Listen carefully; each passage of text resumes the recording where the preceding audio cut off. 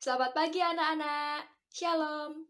Semoga anak-anak semuanya dalam keadaan sehat ya dan semangat terus tentunya. Baik, sebelum memulai kegiatan pembelajaran pada hari ini, Ibu akan terlebih dahulu memimpin doa. Doa menurut agama dan kepercayaan kita masing-masing. Berdoa mulai.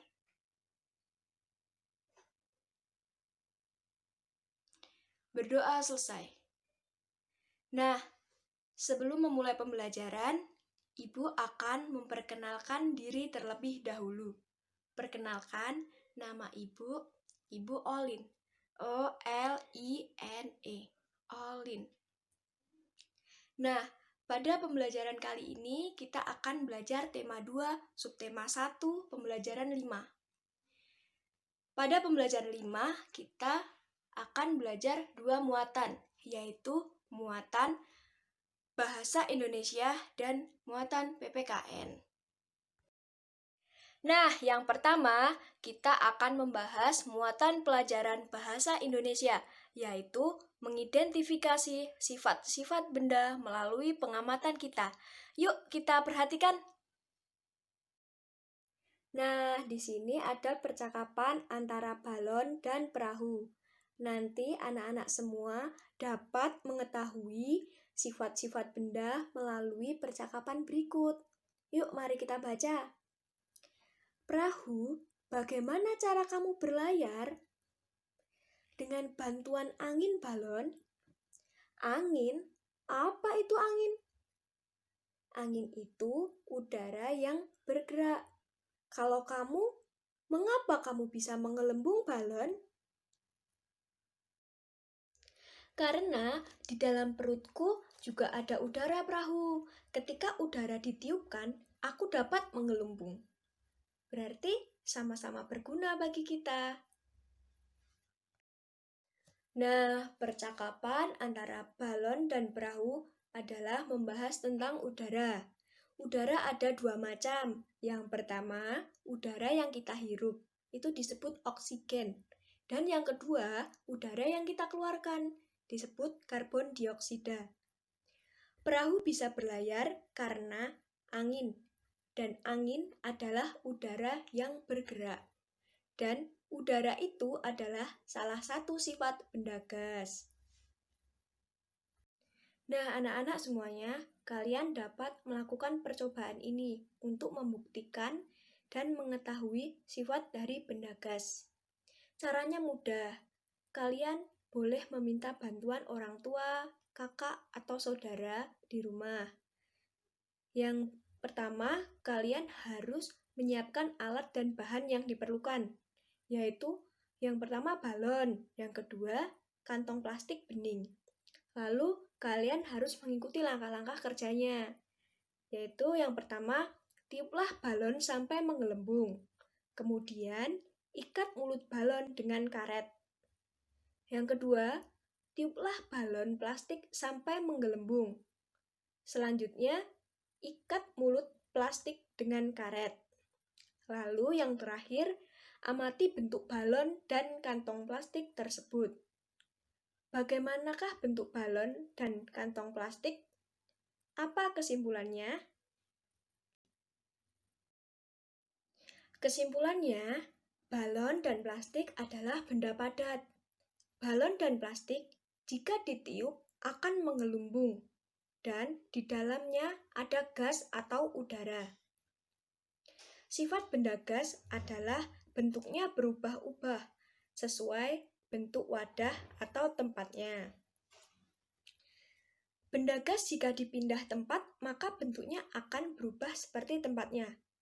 Jika gas dimasukkan ke dalam balon, maka bentuknya sama seperti balon. Jika dimasukkan ke dalam botol, maka bentuknya akan mengikuti sama seperti botol. Nah, anak-anak, kita juga dapat melakukan percobaan meniup balon. Balon terbuat dari bahan karet. Karet itu bersifat lentur dan elastis. Saat kita meniup balon, udara masuk ke dalam balon. Balon yang kita tiup akan mengembung. Udara akan menekan balon ke segala arah. Udara dalam balon akan menyesuaikan dengan bentuk balon. Begitu juga dengan kantung plastik.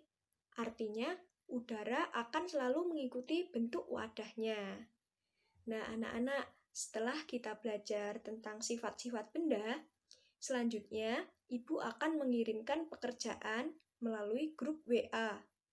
Lalu, nanti setelah anak-anak mengerjakannya, dapat mengirimkan kembali tugasnya yang sudah selesai ke Ibu ya. Selanjutnya, kita lanjut ke muatan PPKN, menyebutkan aturan di rumah. Nah, setiap hari banyak sekali kegiatan yang anak-anak bisa lakukan di rumah.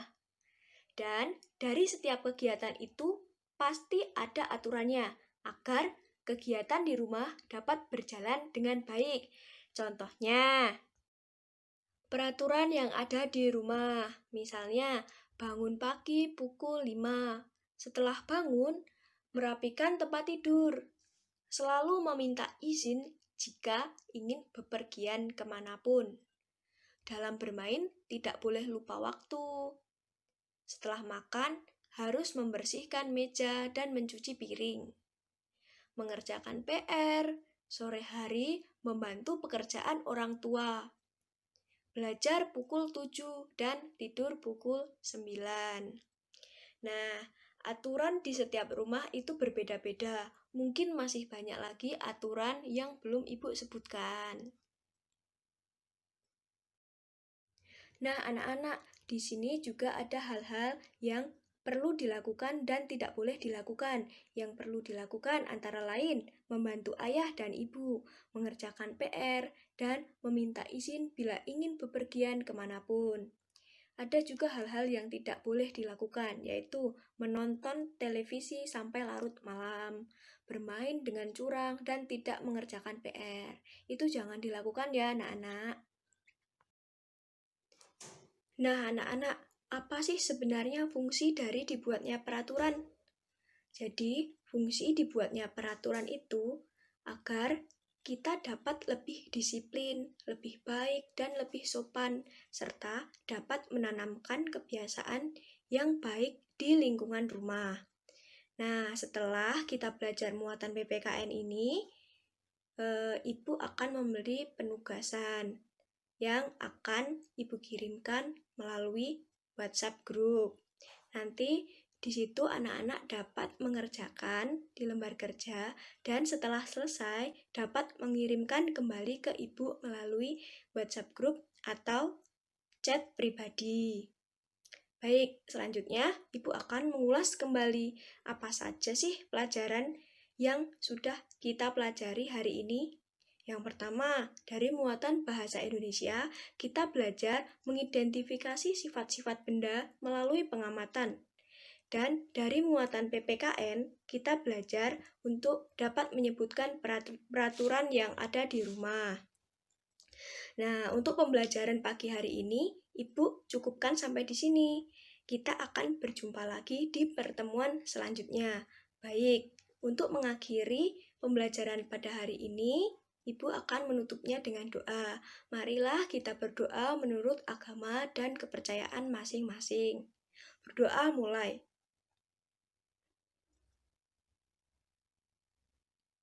Berdoa selesai. Oh iya, jangan lupa ya tugasnya Ibu tunggu di WhatsApp group. Jika ada yang belum jelas, boleh kok ditanyakan melalui chat pribadi atau di grup. Dan jangan lupa, kalian jaga kesehatan, kebersihan, dan selalu pakai masker kemanapun, dan jaga jarak ya. Oke, dadah, sampai jumpa.